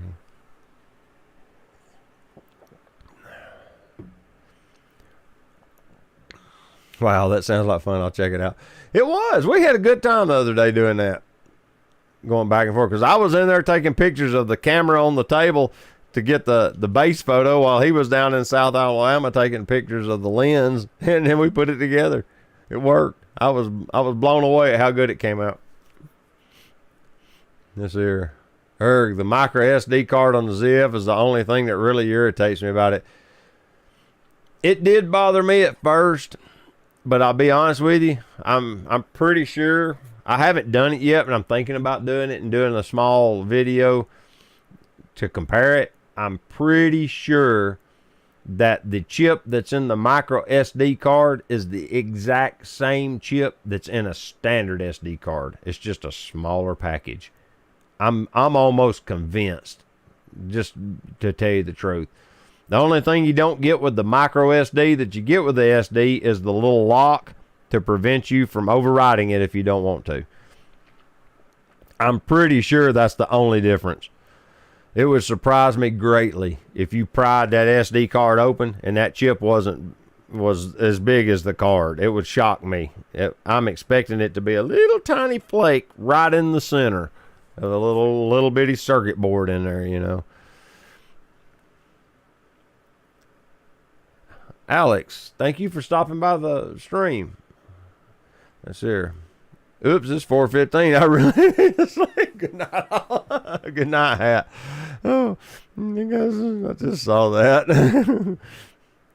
So he says, hey David, was just watching yesterday your CL video in small town Georgia. Was wondering what case did you have on the CL at that time. Love your videos. Thank you so much. The case that was on that camera at that time and that is still on it at this time, because this is one of the favorite-ish cameras I've ever owned, is called a LIMS, L-I-M-S, yeah, CL, and it has the Arca Swiss plate built into it. It's a half case or half leather, It's got leather on the front, and I think, yeah, all the way around it's wrapped with red baseball stitching. It's really nice. But what it has is it has the grip. That's the reason I got it, was the grip, because it gives me more to hold on to. I can actually hold on to the camera like a normal camera with that, and that's the reason I want the ZF with the, as Bass Angler noted, with the small rig grip, because it simulates this profile and it gives you the same exact thing. You get the Arca Swiss mount and the grip, you know. But yeah, it's made by Limbs, and it's been out of production apparently for several years now. Right after I bought the CL, I immediately went online and started searching for it and found it. And I think I bought it off of Amazon, of all places, back then. You can find them occasionally on eBay. But yeah, it's a Limbs, Limbs, I want to say it's a grip, Arca Swiss grip plate, or half case. It might be called a half case for the Leica CL. But it's been in this case since I bought the case. I think I took it out once and cleaned the camera, and that's it. Yeah, I never removed the case. And it's held up shockingly well. I was expecting it to have more wear on it by now. I've used this camera a lot. Yeah, it's a well-made piece of equipment. I highly recommend LIMS, Limbs.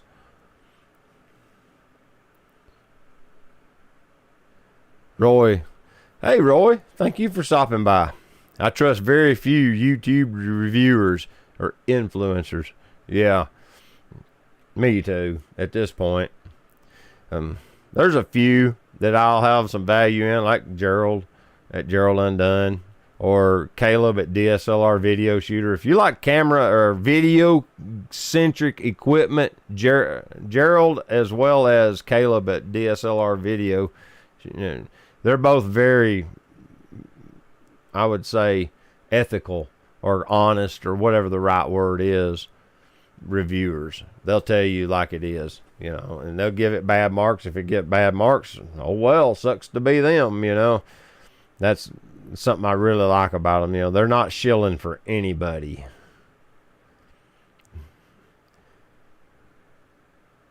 Hassan says I should start a YouTube channel reviewing the reviewers. That would be hilarious if you did roasting the reviewers. There's your channel. Maybe I'll start a subsection doing that. That'll get me all kinds of hate and scorn. The comment section will be lit on them videos.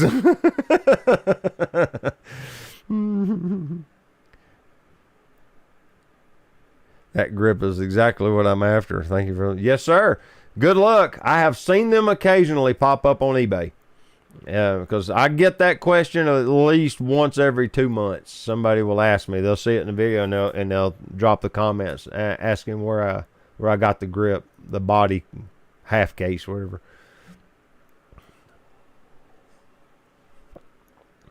It's one of the reasons I like the CL so well.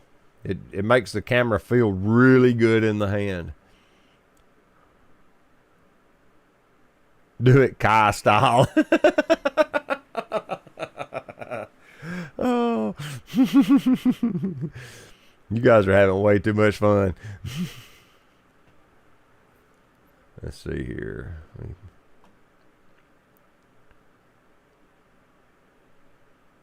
Oh wow.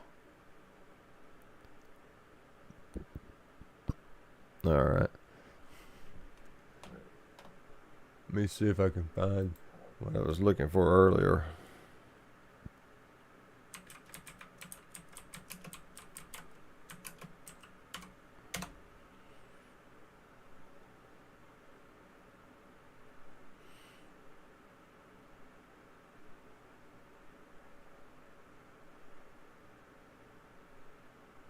Nope, that's the wrong one. Yeah.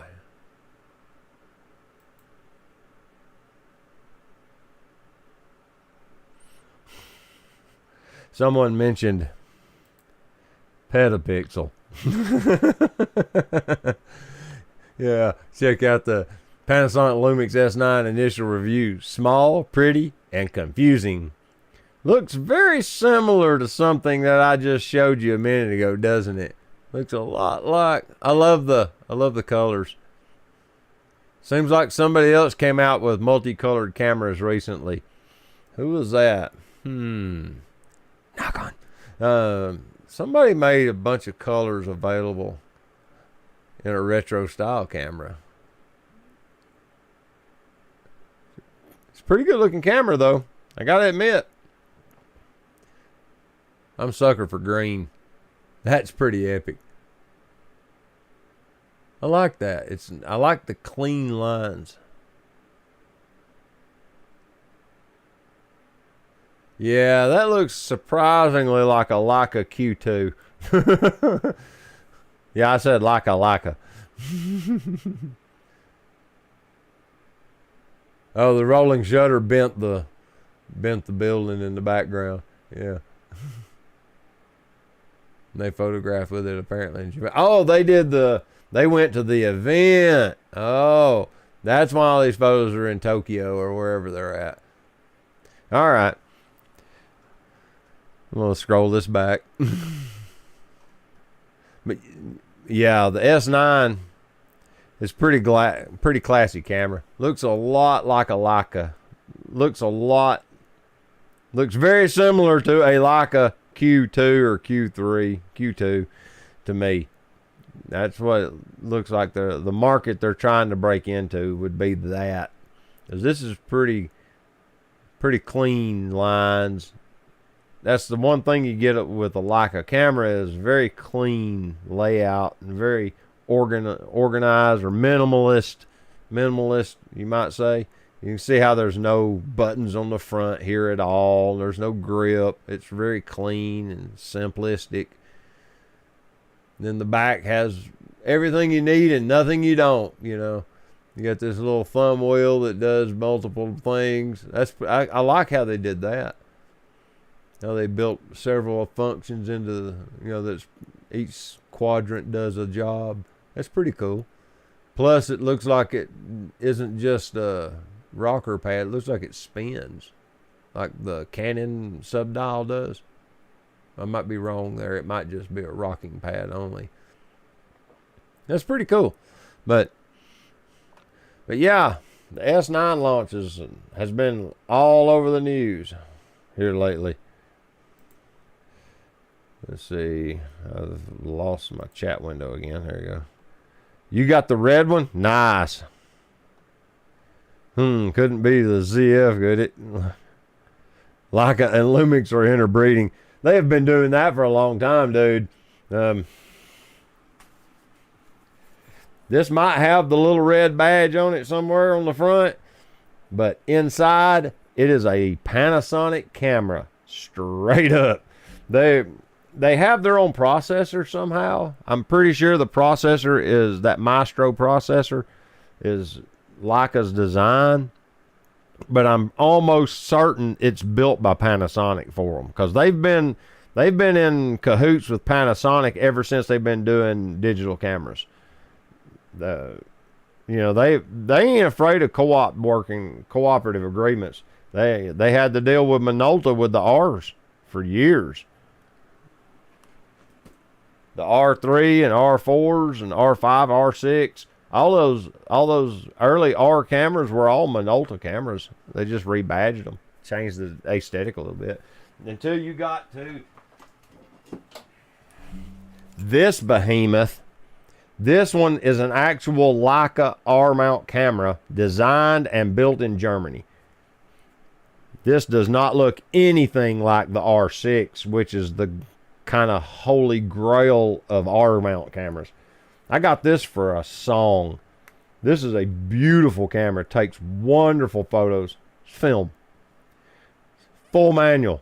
It's like their Pro Series SLR. Full manual. Manual aperture, manual focus, manual everything. It's got I don't remember if it does automatic shutter. I think it will. I think you can go to aperture priority mode and then you set and it'll pick the shutter speed. But yeah, this is when they started building the R's. Before this, they were all Minoltas. Sit down. I get that out occasionally and go shoot a roll of film because it's fun. I don't do it much, but I do it occasionally. Roy says, I miss Minolta. Yeah. The X700 is sitting right there. It's right. It sits right beside the R8. They share space on the table. Hassan says it does spin. It's also a rocker pad. Nice. It's got two functions in one. Hassan says he pre-ordered the red. I can't see Leica introducing a CL replacement now. They should, though. A full-frame CL would be epic, and yes, it would. I don't know. Yeah, I'm guessing that the crop sensor cameras just weren't moving, and it came down to, do we continue to make and sell these, and when they just don't sell, because their queues are moving like hotcakes. And since they're able to sell the queues, since they can move the queues and the SLs so easily, they was like, why don't we just focus on full frame? It makes sense when you look at it objectively. They're just, if I had to guess, they're just not moving them. Everybody's buying the Qs and the Q2s and the Q3 now, and the SL2 and SL3. The SL3 is finally on the market. You can buy them now. I'm pretty sure you can. I thought I saw some for sale. But yeah,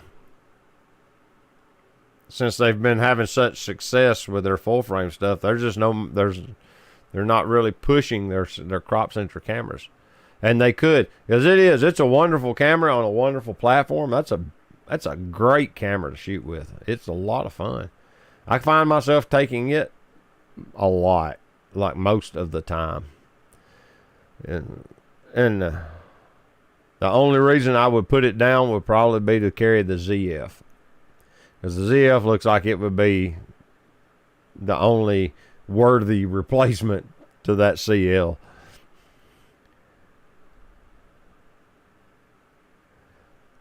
Hassan's talking to Roy. Son, the goal is to get equipment and tech out more quickly and innovate faster. Yeah. Oh, you're talking about the L-Mount Alliance. Yeah, and that's true as well.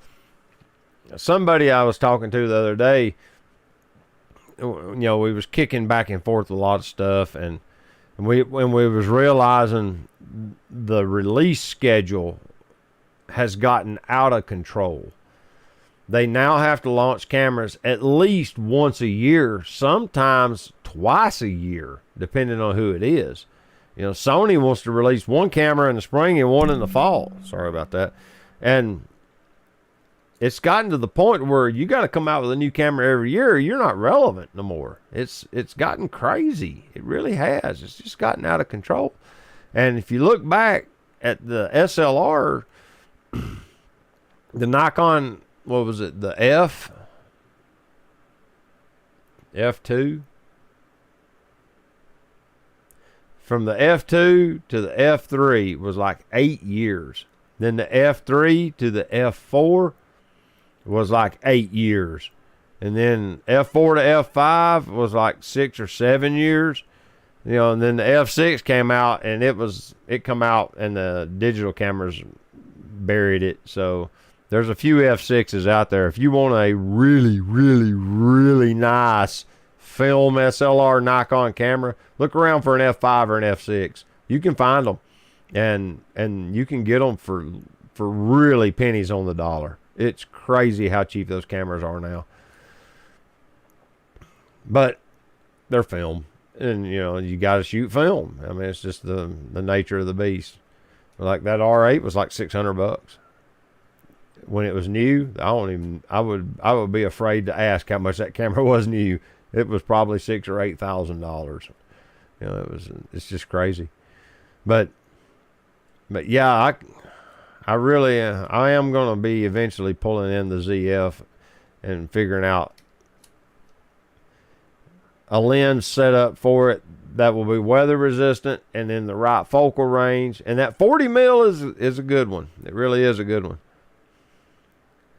The F3 was actually in production for 20 years. Yeah, but the F4 came out like 8 years later. That was my point, was they ran almost a decade before the next model was released. But yeah, they continued to sell the older model because people still loved it. You make a good point.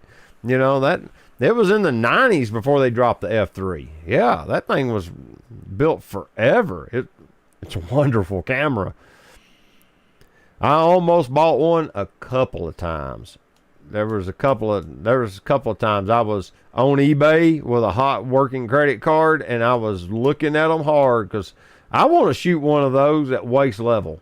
You know, you pull the viewfinder off, and you can just use it like a waist level viewfinder and just look down into the camera right off the mirror.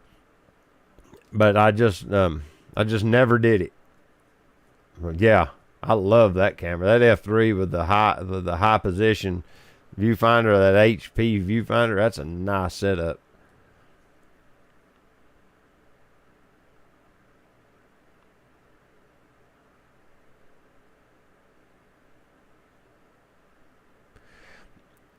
Roy says the film cameras are different. The body only holds the film. It's the lens that matters. Yeah, as far as the image quality is concerned, it does. You're right. But there is something to be said for the ergonomics of the camera body. When I shoot a camera, it's more of it's an almost, what's the word they use? Visceral experience. I'm a real mechanical kind of minded person. I enjoy the mechanics of the device as much as I do getting the image. And the interaction with the camera is half the fun for me. I love to shoot on manual just because then I get to play with the camera more. It's just fun to tinker with the camera and set the settings and get the picture I want. Now, does that comes at a cost? It's not fast. So I miss photos that other people would have got with autofocus cameras and autofocus lenses, you know, and higher speed frame rates and faster autofocus and things like that. But I don't worry about it. I enjoy the experience of using the equipment, and it matters enough to me that I base some of my decision making on that interaction and that ergonomics and how it feels in the hand. That's why I was saying earlier when me and Hassan was talking, me and Bass Angler was talking about it, when he said get the small rig grip. It's because I want the brand grip that has the wooden handle on it, because wood feels good in the hand. It feels better than aluminum or brass or whatever, because most of them grips are going to be aluminum. But that wood just has a good feel to it. It'll be warmer. It'll just feel better. And it'll also look good. Put them wood accents on it, it'll just kind of look sharp on that old retro style camera body. I just like that idea. Roy says, when I was shooting film, ergos was a luxury. But yeah, like this monster, you see the geometry of this camera? It's bizarre with that big weird tapered off edge. All of that's done on purpose. Every bit of it, the whole engineering of the camera, every bit of it fits the hand. You pop out the film advance, you put your thumb under it. There's a groove engineered into the back of the film cover for your thumb to lay in it. Your finger rests naturally on the shutter. And then this taper on this side is so that your thumb has room to grab the aperture ring. It just fits up in there, and your hand fits naturally. It just drops in, and it's literally engineered to fit the human body. And it feels good to use it. And it's heavy, but I love using it because it feels good in the hand. That's a luxury I can't afford because I shoot photos as a hobby instead of as a professional. So, you know, that is a luxury I am allowed because of that. John says, I just bought one built right around 2000.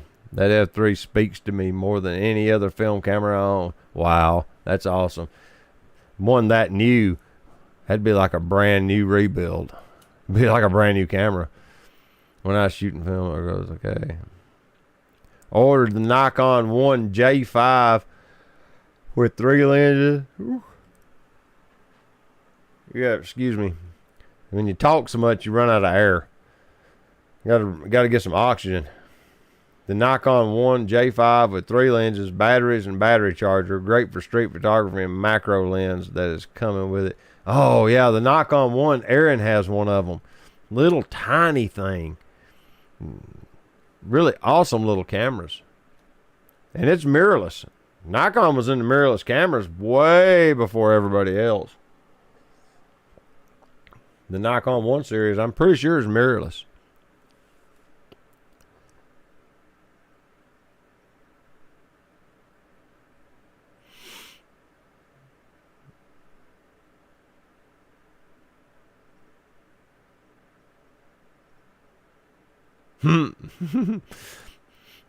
What I've done is I've done the live stream late enough that all the Aussies are in the chat. That's pretty cool. Thank you for coming in, Hassan. Appreciate your time. Really enjoyed it. Bass Angler's still here. Huh.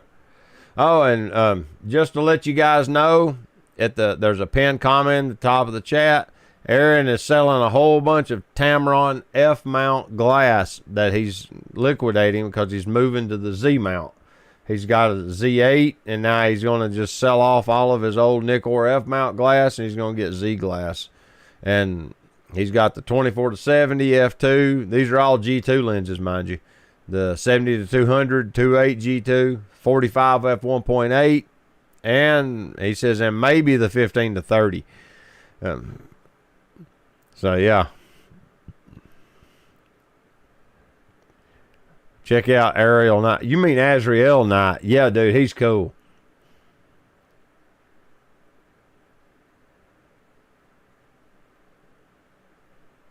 Right. Yeah, I watched this video on the R8. Yeah. Yeah, he didn't care for what it looked and how heavy it was at all. Yeah. Yeah, he borrowed one from a friend and reviewed it. Yeah, I saw that video. I liked Azrael's videos. He's cool. He does. I like how he'll do the deal where he'll put a roll of film in the camera and he'll go shoot and then develop it and then show the photos. And it's all one video since he develops his own film. It's pretty cool. Yeah, I really enjoy his channel. I haven't seen one of his videos in a while. You know how YouTube will just kind of push them off to the side if you don't watch them, like if you don't subscribe to them. For a while there, he kept showing up in my feed. So I'd watch them.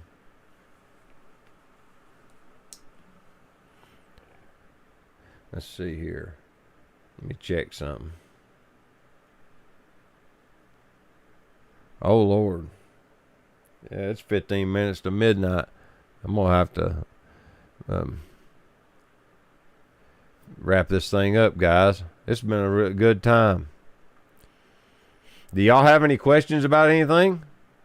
I'm happy to answer questions before I wander off into another rabbit hole somewhere. I ought to name these videos Go Down a Rabbit Hole with Dave.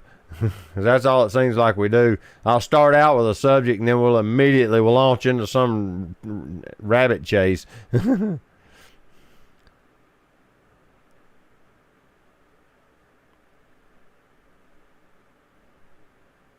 John says, yeah, he loves the style too. I haven't seen him for some time shoot film like a boss does that style. Yeah, he's good. Roy says, stop whining about camera weight. My Fuji GX680 is nearly 10 pounds with the back and lenses. Wow. Yeah, this one might be 3. It's heavy, girl, but I don't think it's much over maybe 2, maybe 3. This thing weighs maybe a pound, maybe a pound and a half. I like this. But yeah, I feel it. That GX680 is a nice machine. A lot of people don't understand them big medium format machines, but yeah. All right. I'm going to shut the stream down. Then let everybody go to bed that's in the North American continent. And apparently all the Europeans have done bailed and went to bed. It's been great, guys, and thank you for logging in, especially the Aussies. Man, that's been awesome. We've had a real good night tonight. Had a lot of fun. So until next time, this is David, the Georgia photographer, and I'm going to tell you to get your camera out and go take a picture with it, all right? We'll see y'all later. Bye-bye. Let's see what this says.